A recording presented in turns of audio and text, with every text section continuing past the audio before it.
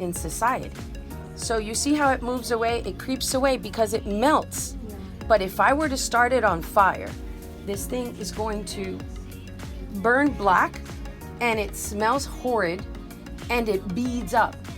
Do you smell that? Side, you see that it would be exactly the reverse. So where in the face it's a warp satin, in the back would be a weft satin. No, yes.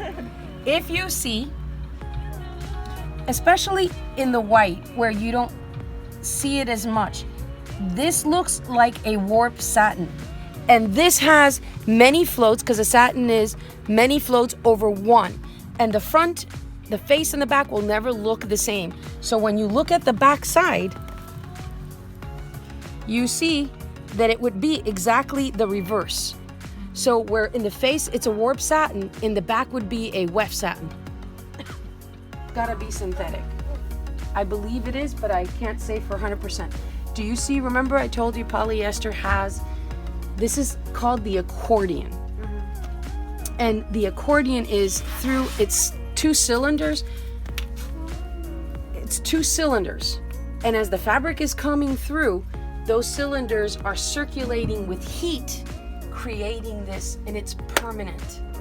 So when you touch it, it feels totally different than when you feel this. Look how short a time between the heat in her hand and the moisture in her hand, because she has moisture in her hand, she's actually creating a crease in it. But that you can tell that this is 100% linen because look how easy it wrinkles. Silk for the protein fiber for a pulling is excellent. It's one of your strongest. And linen for pulling force, it's also one of your strongest.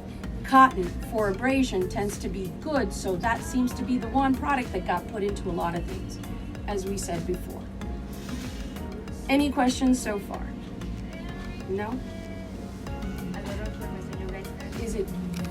It's very interesting. It's a lot of information, but it is interesting. But this is what makes, it's called reverse engineering.